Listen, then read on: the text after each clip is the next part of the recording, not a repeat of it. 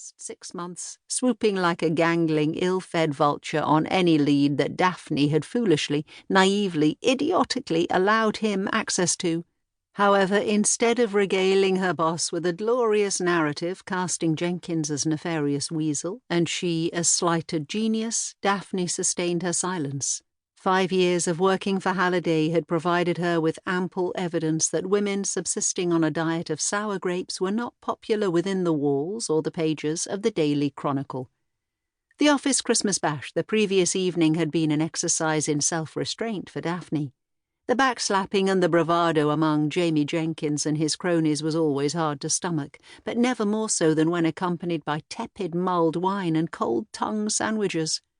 Daphne had stayed just long enough to hear the nauseatingly self-aggrandizing speech delivered by Jenkins, unless she was very much mistaken. He had laboriously compared his endless search for truth and justice to the journey of the humble shepherds seeking out the baby Jesus, before hastily glugging down her wine and catching the bus home. From the appearance of both the office and its occupants this morning, the revels had continued for quite some time after Daphne's departure.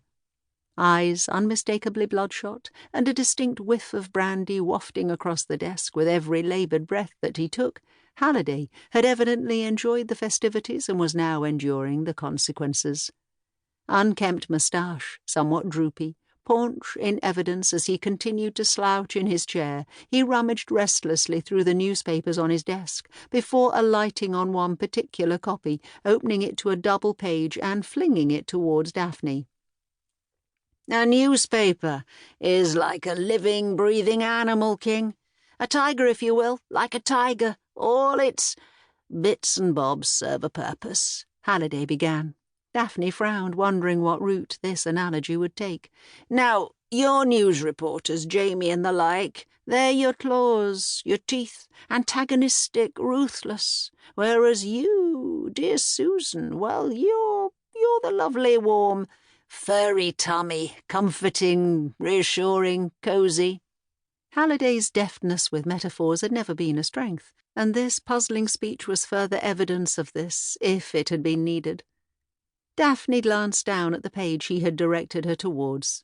Page 19, of course, the page dedicated to the Chronicle's ludicrously popular agony aunt, Dear Susan, the role that Daphne had found herself inhabiting for far too long now. What had started as a lark had become something of an albatross. Daphne had surprised herself with the talent she had for dispensing wisdom and guiding her readers towards untangling their conundrums. Domestic. How does one dissuade ants from nesting in one's kitchen? Emotional. But what shall I do about Shirley, the new neighbour who keeps inexplicably swapping our milk bottles? Occasionally physical. The bunions still haven't gone. It had been the case of the gambling Contessa that had started the sea change for Daphne. A year ago, perhaps 18 months, the letters had started to arrive. The tone of voice stilted, peculiar. Nothing Daphne could put her finger on, but nonetheless an inkling. Strange turns of phrase here and there, archaic idioms thrown hither and thither. 3 a week, perhaps, no name at the bottom. The letters weren't coherent enough to warrant publication, but something about them made Daphne hold on to them. Reading and rereading them, patterns started to emerge. There had been a code there, a message hidden in plain sight, an SOS call. Daphne had put 2 and 2 together and realized that the letters were from Lucretia Hallenstrop, also known as the gambling Contessa, also known as the kidnapped heiress, whose disappearance had been making headlines for weeks. Daphne contacted the police with her findings, and bingo, the mystery of the gambling Contessa was solved.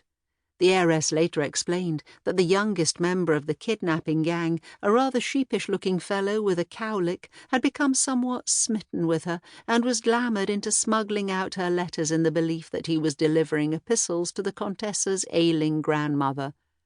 Once word was out that dear Susan had been in correspondence with Lucretia Hallenstrop, that, in the Contessa's own words, "I've followed her wisdom for years. I knew I could trust her to find me," the column's popularity became stratospheric.